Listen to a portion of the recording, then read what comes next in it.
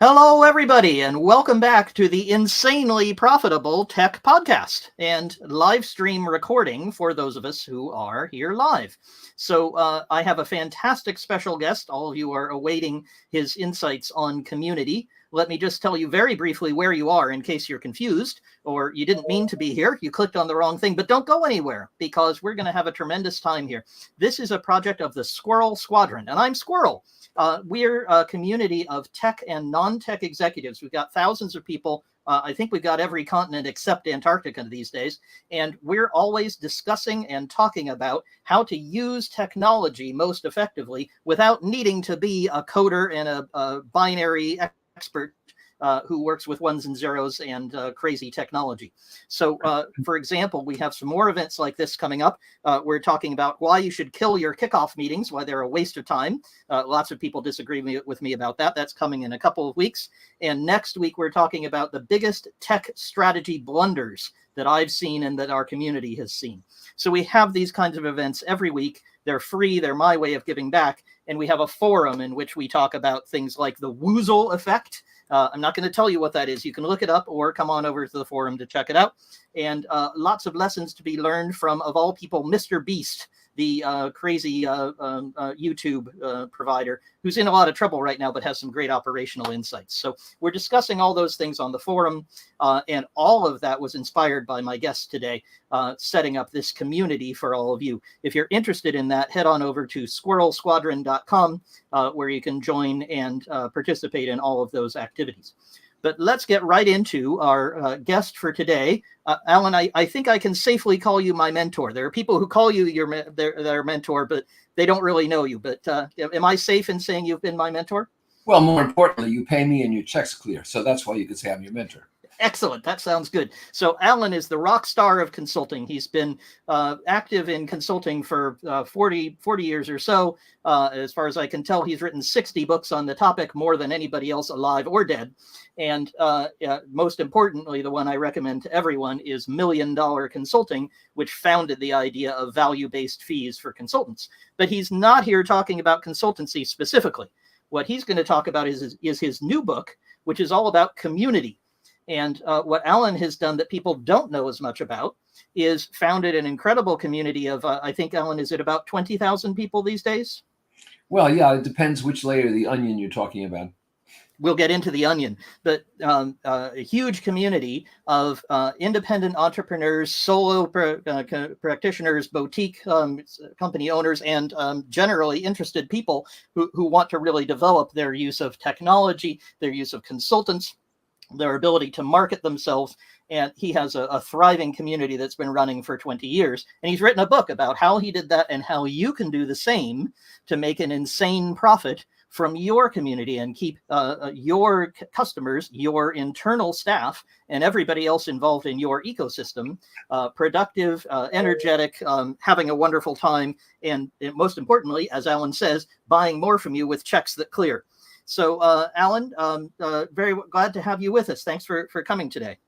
Happy to be here. Thank you very much. You can just continue. I like listening to you. Excellent. All right. I'll keep saying good things about you. But let me start by asking you to tell us a bit more about this community. I think many people with us today know you as a consultant, as an expert in how to build a consultancy, a solo consultancy really effectively. But community isn't something people know as much about you. How did you start a community? Why is that important to you?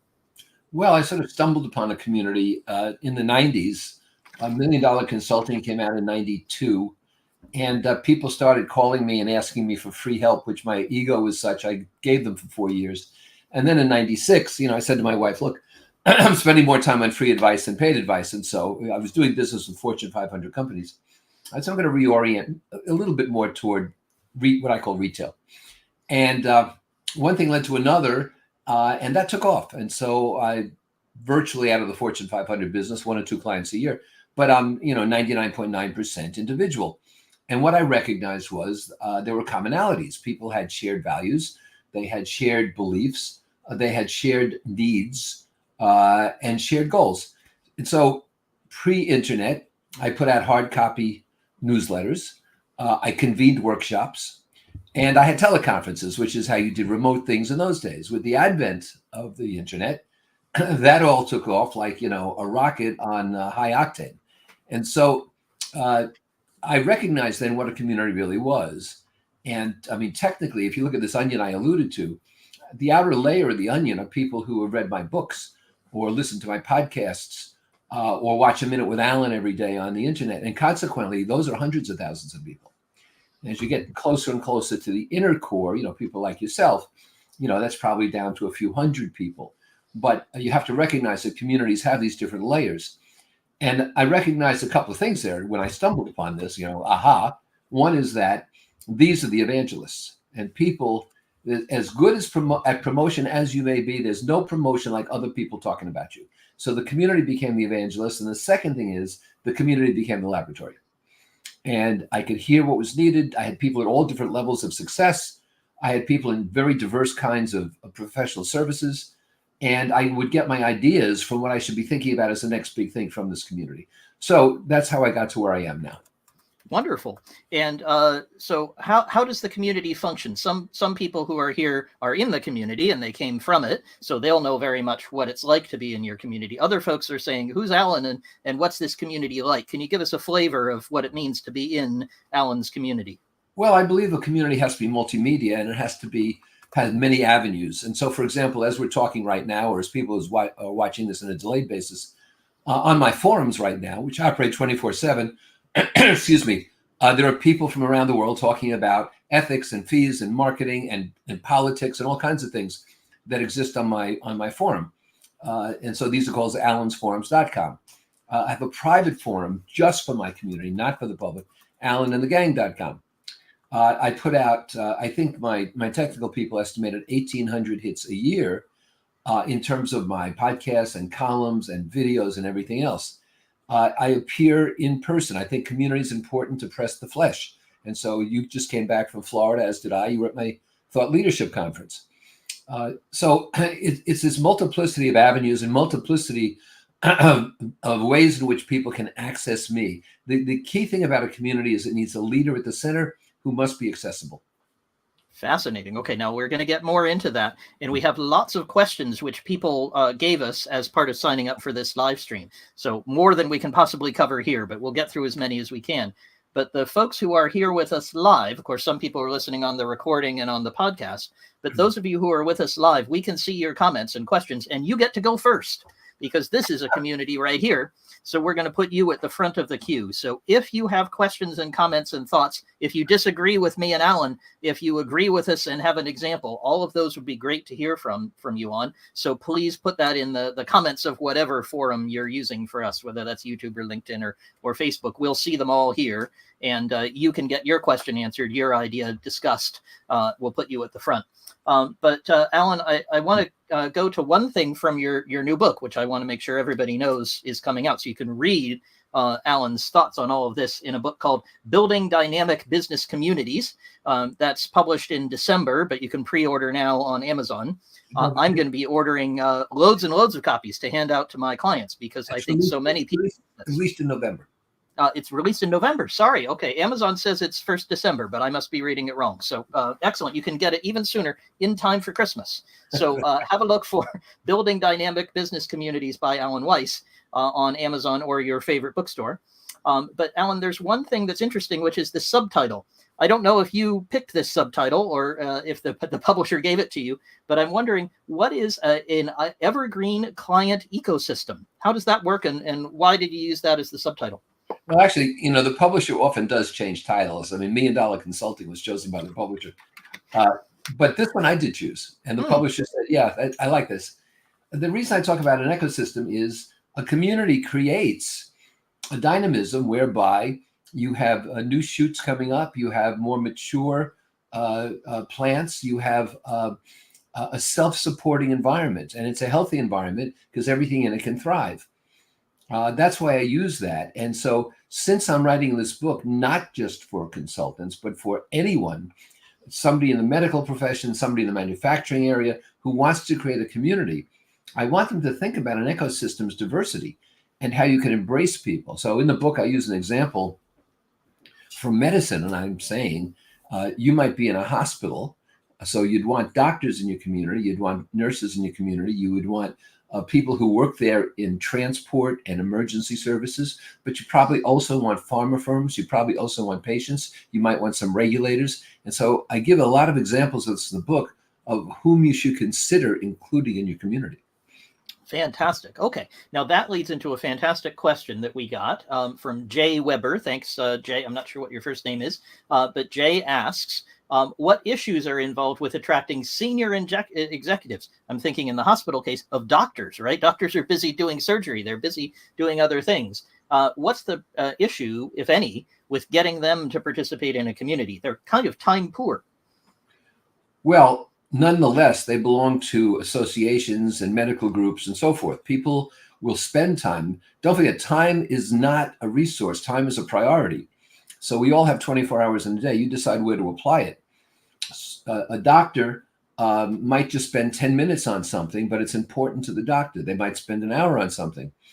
The key about a community is it's a voluntary basis. And so you attend as much as you like or as little as you like. You don't have to contribute. You can just read. You can do this and not that. But if you want to attract people, which was, I think, part of the intent here, if you want to attract people, you have to load the thing with value. And so when I talk about building communities, I talk about turnkey communities, which means this is not something you do gradually. You put everything in place you need. You get a critical mass of people to begin. So I don't feel I'm joining some kind of new venture as a guinea pig. I feel I'm joining people with whom I want to spend time. So you've got to pump new IP in there. You've got to pump new ideas in there. You've got to be fearless. You've got to make some predictions. You can't be afraid about being wrong. And what you want is a mentality where people say, and they say this about my stuff all the time, is that there's nowhere else I can get this. Exactly. And I'll say one other thing in response to Jay, which is, and I'm wondering what Alan thinks about this. He may tell me it's a dumb idea. That would be great. But one thing I do in my community is I identify people who are those very busy folks who are interested in particular areas. And I know what areas those are. And Laura, my community manager who's watching us here, does a tremendous job helping me with this. And then I @ them. So there's a thing in my software where I can go @ in somebody's name. And so I put a bunch of those in so that they get an email. And so that then they might only have that 10 minutes every week. But I've come up with a few places with Laura's help where they say, this is a really valuable discussion. This is really helpful to me. Alan, what do you think about that method? I think it's a good idea. As you know, on my forum, there's a place you can check for unread posts. And so you can be taken directly to things that you have not yet seen, or you can specify you just want to see them in certain categories. So, I mean, that's a way of high tech, high touch. So in other words, in this case, you're engaging with high tech, but the high touch is separating out what's most beneficial for you as opposed to someone else. Fantastic. Now I want to go to that high tech question. I have one for you on that. I just want to remind everyone, if you have questions, just like Jay, put them in the comments section. We can see all the comments that you might have. And we're very happy to cover topics that are relevant to you for those of you listening to us live. You know, if you're listening to this later on the podcast or on a recording, you can always come to the forum and ask your question there. And I'll be happy to help you and route it to Alan if we need his help. But Alan, you talked about high tech, high touch. And one thing that people really get caught up in is, should I use Circle? Should I use WordPress? Should I use this tool or that tool or this technology or that technology? How important is the technology choice in having a successful community? Well, I rely on my technical people. I mean, I'm a solo practitioner, but my technical work is subcontracted out to people I work with for years now.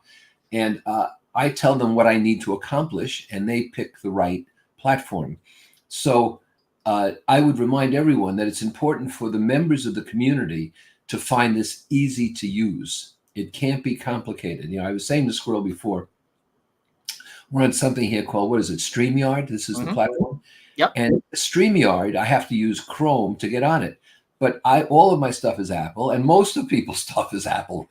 And the fact is, this doesn't work on Safari. And Safari is the default Apple choice. And so that makes no sense to me from a marketing standpoint.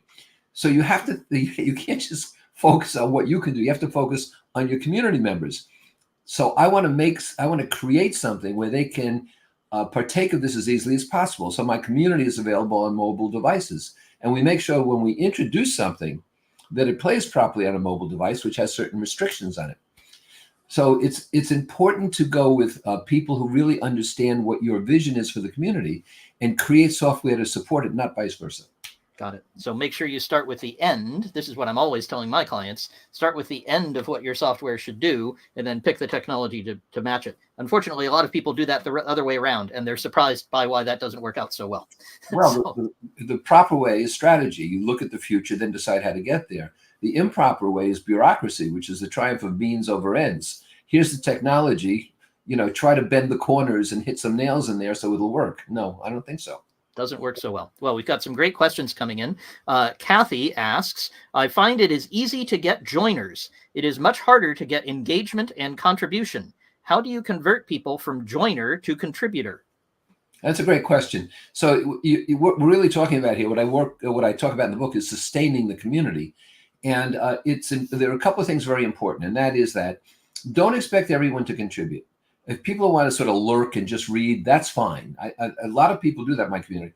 But the second thing is that I've trademarked a phrase called the chain reaction of attraction. And that is you want to attract people who in turn have a big following. And so these people say, wow, this is a valuable community. And so their followers come into it. And that tends to build critical mass. A third thing I would tell you, and I already mentioned the fact you got to keep pumping IP in here. And you have to be contemporary. I'll give you a brief example. Right now, in the United States and in China and in Western Europe, morbidity outpaces fertility. And so this is a multi-generational event, and it's almost unprecedented. We're going to have less and less people. What does that mean in terms of use of AI? What does that mean in terms of intelligent immigration, if that's not an oxymoron? What does that mean in terms of using seniors and so forth? So you have to pump this kind of IP in there and see what people think about it. But you also have to be the ruler of the roost. In other words, Lincoln Steffens said, if we had had good kings, we'd all still be monarchists. So I am a benevolent dictator. And in about 30 years, I've thrown 6 people out of the community. And it was for lying and cheating and stealing. I mean, these were not gray areas. I asked people to play nice. You don't launch ad hominem attacks. You talk about issues, you talk about ideas, but you don't talk about a person. You don't take shots at the person. And people know I'll step in. And people also know I'm the leader. And so I comment on whatever I feel like. I liken it to a teaching hospital, Kathy, in that there's a chief of surgery, chief of staff. And so the doctors can do their thing, but I'm there to make sure the operations are going well. And the final thing is there is no faculty. So in other words, ask questions. You can comment on the questions and give advice, but don't give advice if you don't have experience. And don't sit around just giving advice. It has to be a reciprocity. Fantastic. And this leads right into, 2 things. First, I pump intellectual property into my community all the time. For example, you mentioned AI. I have the 3 laws of AI, and we've had a big discussion about what those are, why we should follow those laws, why I might be wrong about them.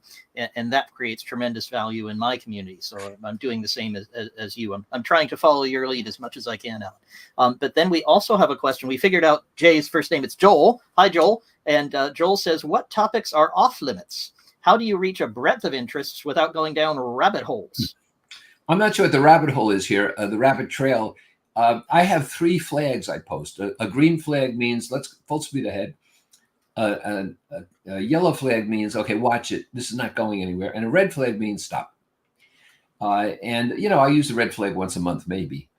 But the key thing is, what's a rabbit trail to you might not be a rabbit trail to someone else. So I try to be ecumenical here. I try to follow people's interests. I try to allow for minority points of view and so forth. And I have a board on my forum called Sex, Religion, and Politics. So if you want to talk about these things, you know that's coming and you go there.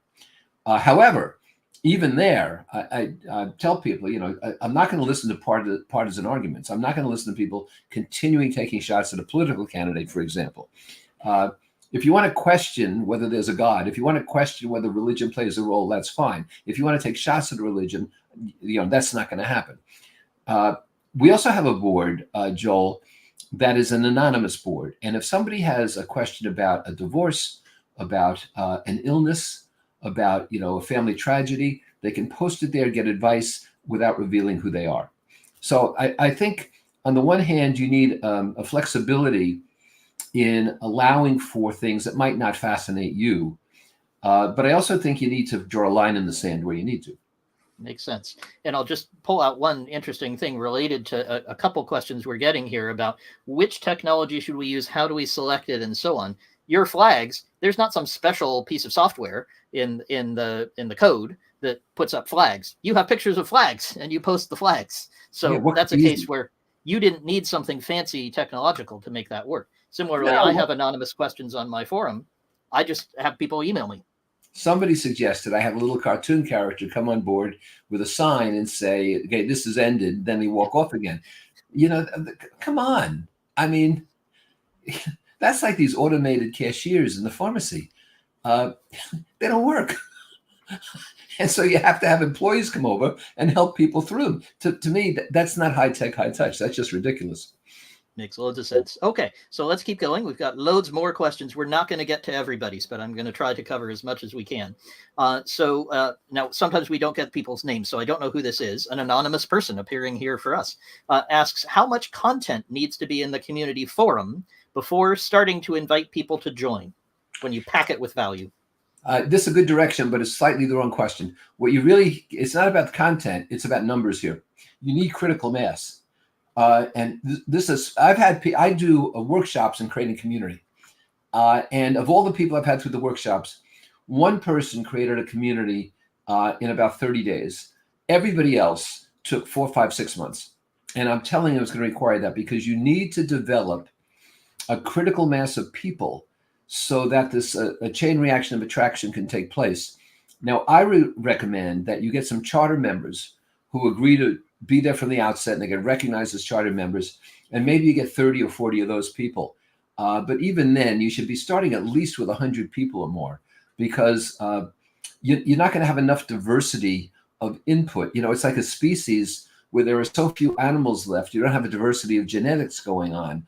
And so you need that diversity here. So it's not, the content's simple.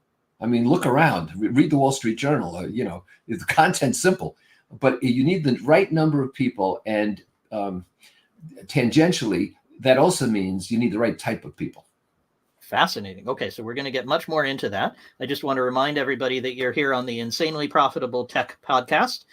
This is our live recording, live streamed for everybody to participate in, and there'll be a podcast later with a couple of episodes made up of Alan's tremendous insights that we're hearing here today.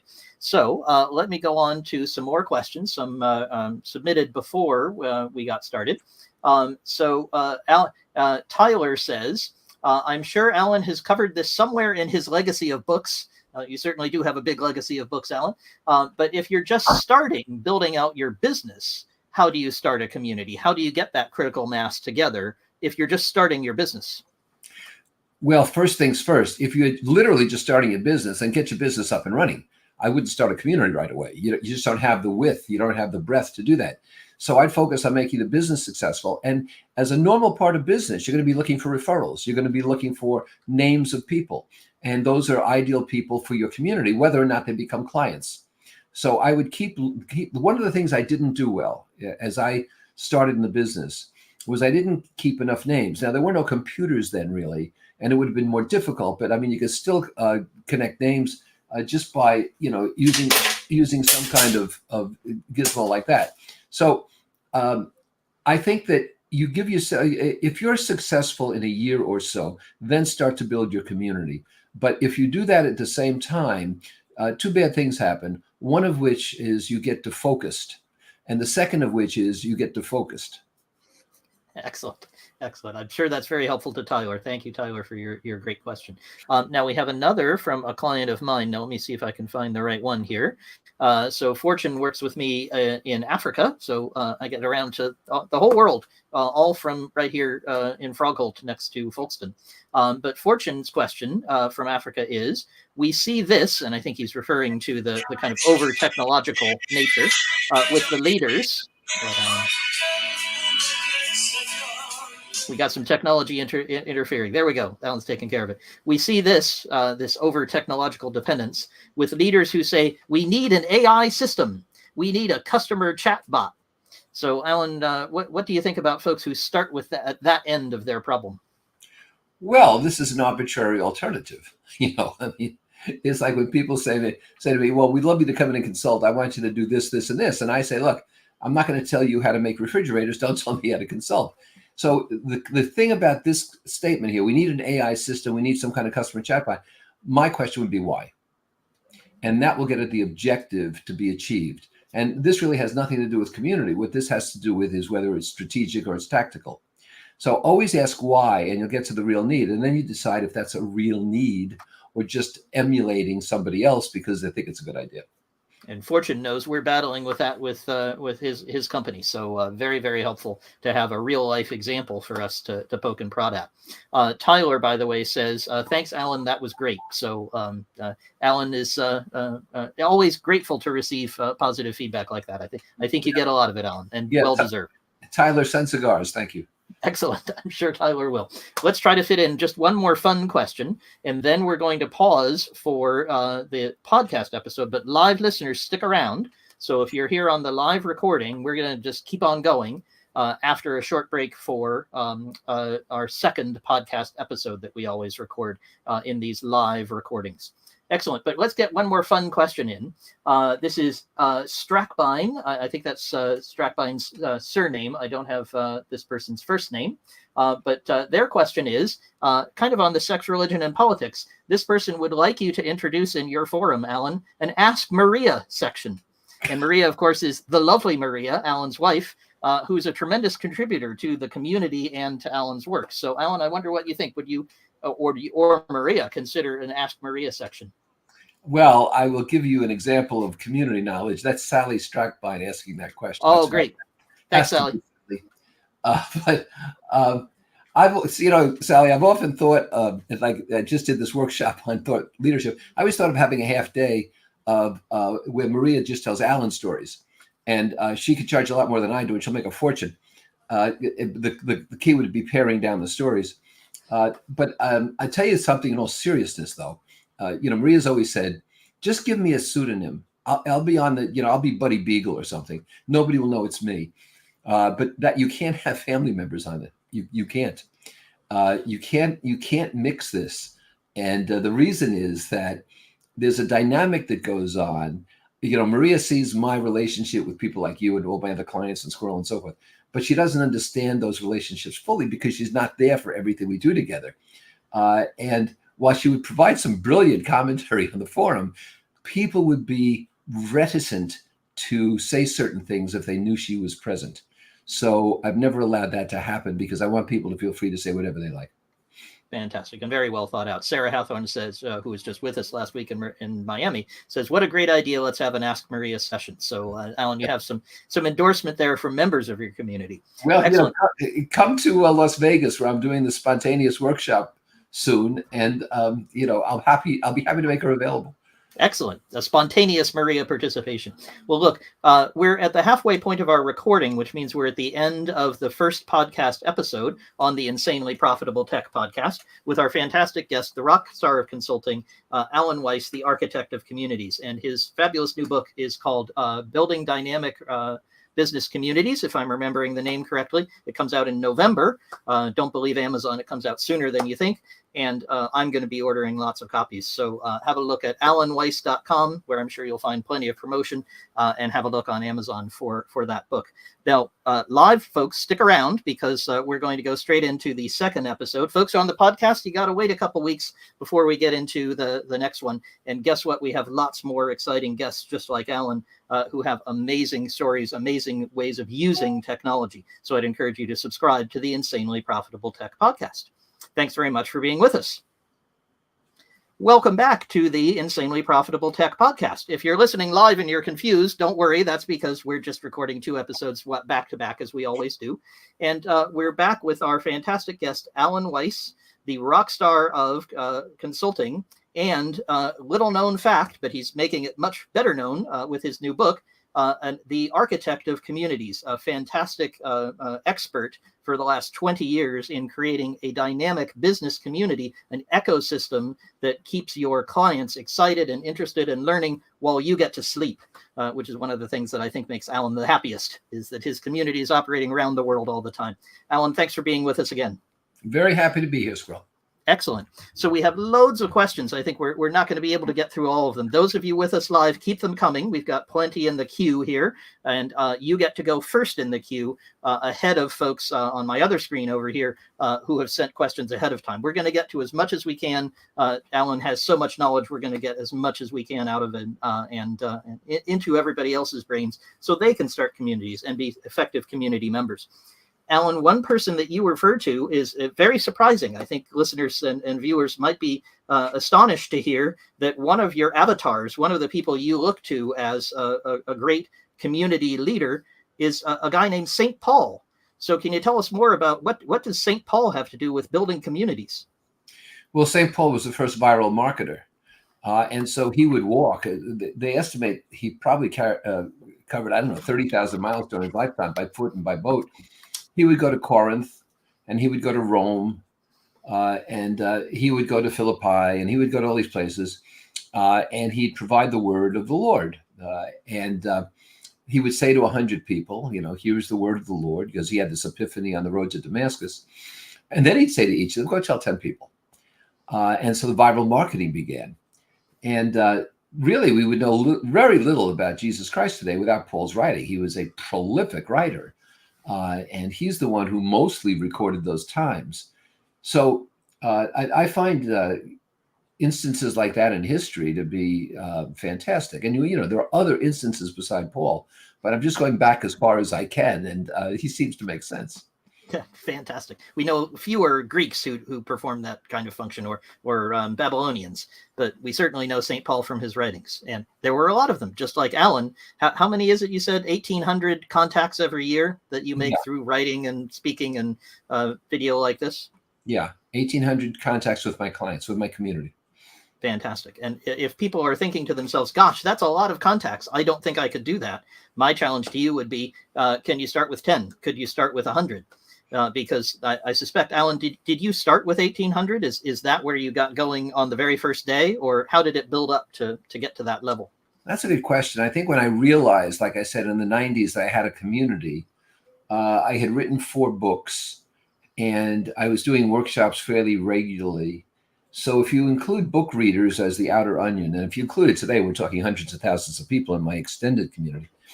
I think probably, there were several thousand people.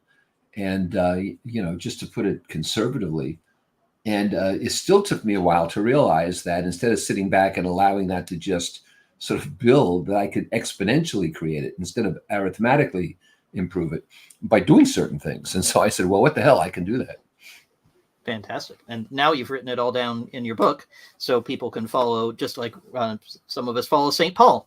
We can follow St. Alan in the direction of building a great community. Yeah, well, let's take it easy on that. But the fact that, don't forget, too, that I'd like to mention that if you order the book in advance, there are bonuses that you can get.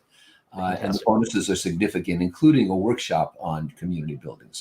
And personal time with you. So I'm certainly planning to order a stack of books, not only to give it away, but also because I get more contact ideas and stimulation from being around you. So looking forward to doing that, and definitely recommend people go to alanweiss.com. We'll have that at the end, but you could go right now, order the book, order multiple copies of the book, and get some of the fantastic bonuses from Alan.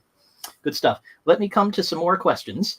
So here's one I know you will love, and I bet you're going to talk about potatoes. Benjamin Mitchell asks, Benjamin's an old friend of mine, very glad to see him here. He says, how do you avoid low-value recurring Zoom meetings as a technical leader? Well, what the squirrel's referring to is, we've talked about couch potatoes in the past. People just said, and I talk about Zoom potatoes today. There's a certain Zoom boredom that occurs. If I understand your question correctly, though, I think you have to understand that Zoom sessions have to be brief, So when I do a Zoom workshop, quote unquote, it's 90 minutes. If I'm doing something like a major Zoom certification of something, I will do it over 2 mornings instead of a full day. And I'll take a big break during the morning, a half an hour, 40-minute break. So you have to allow that for your participants. I don't use I don't use bells and whistles. I don't use different rooms and all this kind of stuff. I keep it simple. You write on a board behind you. You don't have fancy slides and things. No, I have easels from the 50s behind me. They work. The technology hasn't changed with easels, but I like easels because I can do things extemporaneously. I also demand that anybody on a Zoom meeting have their video on. I will not allow placeholders. I want to look you in the eye and see what your expression is. I want you to look me in the eye, and I want you to be polite to your colleagues. And so there are no placeholders allowed in my Zoom meetings. I allow people to record them to their heart's content. Many, like Squirrel is doing here, I record and I circulate. The key thing also is that if you're going to do a Zoom meeting, you have to understand the limitations of the technology. So people can't get up and socialize. They can't just, they can certainly get up and go to the restroom, but they can't get up and socialize. They can't join each other over coffee. And they can only see a limited amount of you, right? Now, I use my hands right now, but if I'm in front of a group, I'm walking around the room and I'm patting people on the shoulder. So understand, make the best of what you've got, but you need to fill the thing with value, and you cannot be a talking head. So you need to use some visuals, and I don't like screen sharing because it always gets screwed up. So that's why I use easels. But sometimes I do them. I have a retreat center here in the house, and that's where the setup is. But I do some right here where you're seeing me. This is not a fake background. This is my den. And so I keep things as interesting as I possibly can. And I do that by involving people. And so I make sure I have exercises or I have something to involve people and get them thinking. And the final thing I'll say to you is, if you're using a large group, I mean, I've done 300-400 people at a time. I make sure there's an administrator. Squirrel talked about his administrator.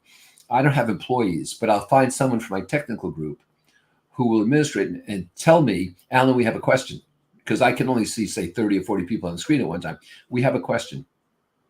And it's arranged so the question then appears on the screen for everybody. So I find if you do those things, you can keep it moving and it becomes interesting. You have to understand there are certain advantages to Zoom. There are certain limitations, so you have to work within there. Makes sense. And Sarah Hathorn makes a point I was going to make, which is Alan is very good at engaging his audience when we are in a Zoom workshop. We're watching it right here, right? You're full of energy. You're moving your hands around. You're bouncing on your chair. It's very clear that you're excited about these topics. And you do that through a full 90 minutes. I've seen you do it over and over again. This is me subdued because this is your show. So this is me very subdued. It is indeed, but when you're bouncing over to the whiteboard and dealing with an immediate question off the cuff, that really wakes people up. Haven't insulted anyone yet here. No, you haven't. That's true. That's true. You do call on people though, so you do say, "Hey, how would you handle this situation? Come role play with me." Yeah, and that really gets people awake. Yeah. The fear of God. We know now, Alan, not to make eye contact sometimes when you're going to give us something hard to do. And that brings me to something I was seeing and Sarah was seeing in Miami, which is you make sure that there are live events. So you don't do everything on Zoom. And I've tried to learn from that, given I live so far out. My main neighbors are 2,000 sheep, but I get out as much as I possibly can to see people in person. Tell us more about why that's important and how you manage that with your community. Well, community, as I mentioned earlier, is not just about technology. It's not just about remote. And so not only do I have workshops, but I speak frequently. I speak before groups. I have mastermind groups. I call them growth cycles. Squirrel's a member of one. So is Sarah, who's just, Squirrel was just quoting. And so I meet with the growth cycles physically. Now we meet on Zoom, but we also meet physically 2 to 3 times a year. So I have a lot of ways of getting out into the public. And I think it's very important to have your presence felt. I'm a big fan of Peter Drucker. I think he's one of the geniuses of business, and he invented strategy with Sloan at GM in the 50s. But I made a point once in Vegas when he was speaking to go see him speak. And that really added to my appreciation of sort of the Drucker, the zeitgeist of his times. And I think it makes a big difference when you meet people personally. And so I try to make myself available. Fantastic. Okay, now we have a question from Isabel, and it's one about attracting people, about getting people into your community. And Isabel's question is long, so I'm going to try to summarize it. But Isabel, feel free to jump in here, or if you're listening on the recording, post on the forum if I don't do justice to your question. But Isabel asks, look, we've got a lot of AI-generated content out there. We've got rainbows and puppies, and we've got people talking about, with messy hair, talking about the meaning of life on LinkedIn. And she says, how do you cut through the noise and get to the right audience so people read your newsletter and your posts and come to your forum? How do you get through that when there's so much distraction and so much noise these days? You have to be original. I said in Thought Leadership last week in Florida, you have to create new IP every week. I do it every day. You just by looking around. And so consequently, the way you step away from the noise is you make a different kind of sound. And I would remind you, if you don't blow your own horn, there is no music. We saw a Broadway play not long ago. Now it's on the road touring. It's coming up here, but it's called A Beautiful Noise, and it's the Neil Diamond story. And a beautiful noise has an interesting ring to it. So what you have to make are beautiful noises. You have to create something that, because the noise you talk about is not harmonious. The noise you talk about can give you an earache. You have to create something to which people are driven, to which people are attracted. And that's not hard to do if you look around the environment and think of things. Here's an example, right? I look out my window here, over part of my backyard, and I have squirrel-proof feeders, bird feeders, 4 of them, squirrel-proof, except for one squirrel. And this squirrel hangs on with a foot to one and the other foot to another and dangles precariously. I mean, he could fall on his head, kill himself, and manages to eat that way and then extricates himself. And I recognize him. It's always the same squirrel. So good for him. Squirrels have to eat too. But I'm thinking now, in terms of my clients, you might need some acrobats in your organization. You might need some people who invent new ways to do things, even if it involves some risk. I wouldn't suggest falling on your head, but I would suggest maybe risking a little bit of your ego, of your reputation, and so forth. So every day there are these things around you. And if you create enough of that, which I call social proof, people will follow you. You have to create the aura that there's nowhere else people are going to get this kind of information. And the good thing about a community, it's on their demand. They don't have to be there for a certain recording or a certain video or a certain experience at a certain time. They can access this stuff. That's fantastic, because you have a tremendous following in Australia, for example, but you're not up at 3 a.m. providing them pictures of squirrels holding on to, because you posted this, that, pictures of the squirrel holding on to both items and both feeders and saying, where are your acrobats? And that's an example. I wrote about this last week, and it's on the forum. It's an example of what salespeople call a pattern interrupt. You're used to seeing cute pictures of squirrels, maybe getting stroked or eating out nuts. But you're not used to seeing a squirrel who's hanging out, and then a lesson for your business that says exciting and incisive is what Alan's describing. So Isabel, read up on pattern interrupts. That might be another interesting idea for breaking through the noise that would help you. And Alan, there's another type of interrupt that I see you do a lot, and that is to say something very controversial. And I just wonder if you can talk about your 60-40 rule for this. You have a very interesting approach to how much and how you say controversial things to get discussion going. Well, when a fire begins to die down, you stoke it, and you stoke it by blowing air in there, with a blower or something like that, and that gets the fire going again from the embers. And so I like to rile things up. I like to stoke things. And so somebody said to me once, "How much of what you say you really believe? And how much of what you say are you just trying to create some friction, some argument?" And I said, it's 60-40. And they said, "Which way?" I said, "I'm not telling you." And so people know I do this, and they're going to have to figure it out. But the fact is, my job is to help people to think. I'm not looking to proselytize. I'm not looking to make converts. I want to make people think. Now, I need to say something here. I believe in the 1% solution. And that means that if you improve by 1% a day, in 70 days, you're twice as good. I mean, you can grab your calculator and you can do the math. But it's very important for you to understand that you have to be the provocateur. And you have to be the one who's creating this kind of excitement and not be afraid of it. And you have to do that by stepping out of the norm, but you can take normal or everyday things to do that. So I'm going to take past, present, and future. Very complicated. Past, present, future.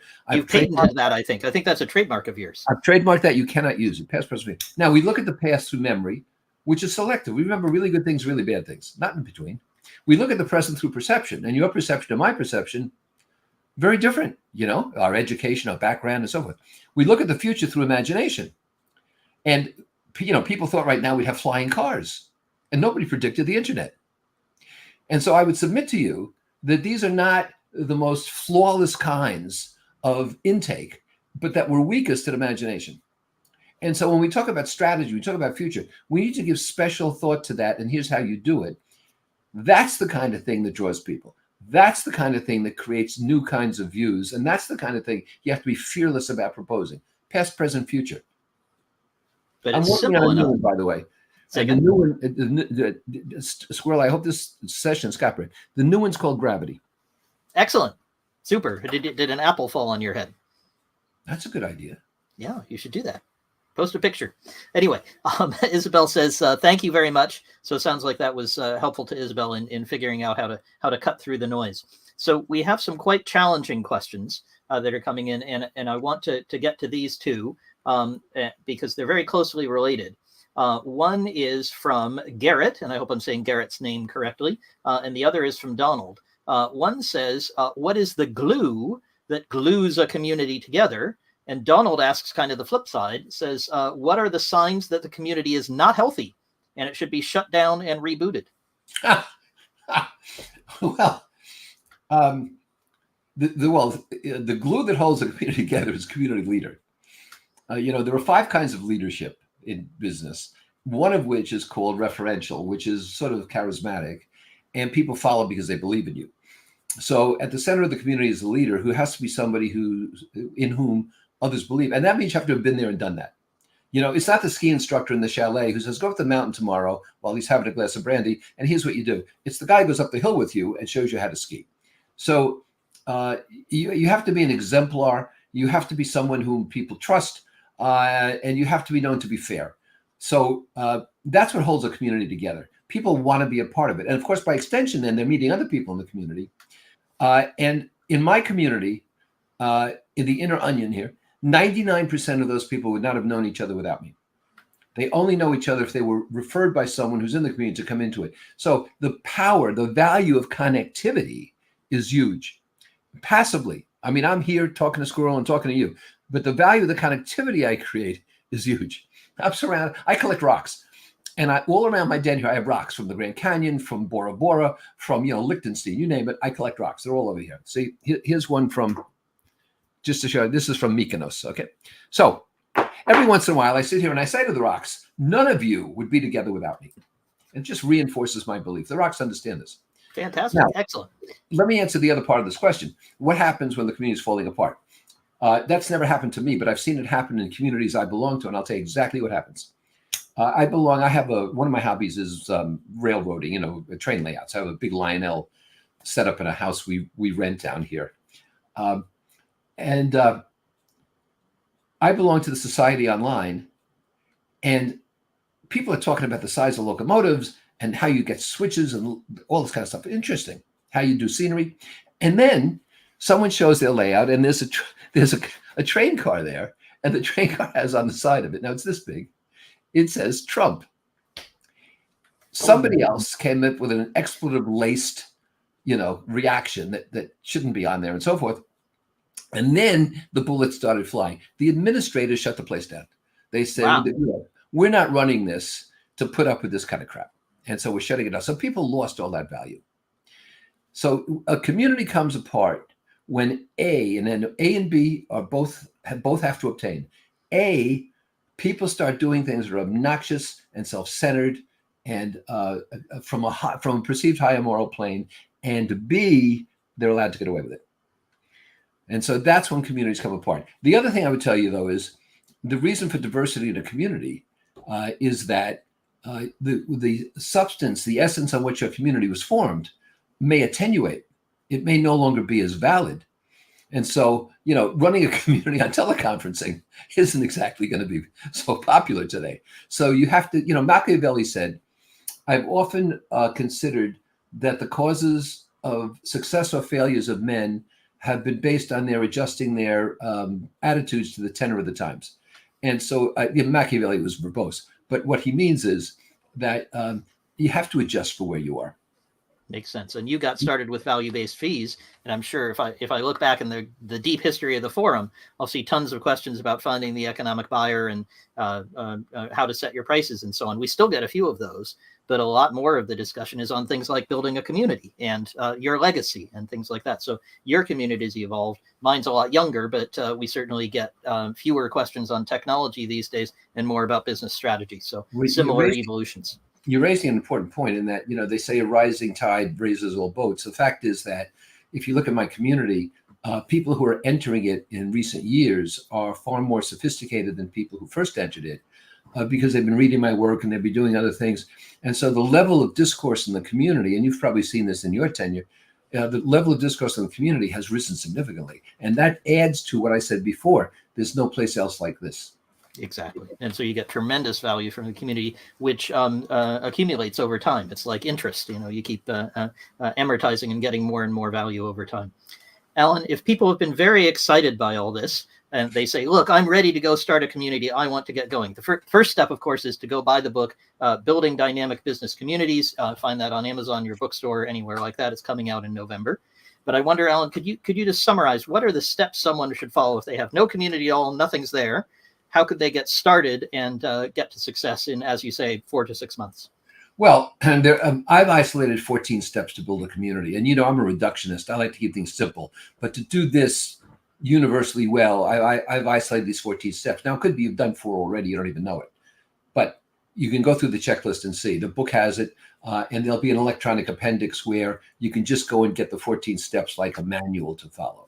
So all that's in place. But, in all candor, I would tell you that I schedule these community building workshops online on Zoom at people's convenience. I can do it 1-on-4. I can do it 1-on-1. And people who've been through it can come back for free. So I would suggest you do it with a ski instructor who's right in front of you, because that's going to be the most efficacious way to do it. What you don't want to do with a community is trial and error, because once the error gets out there, you drive people away.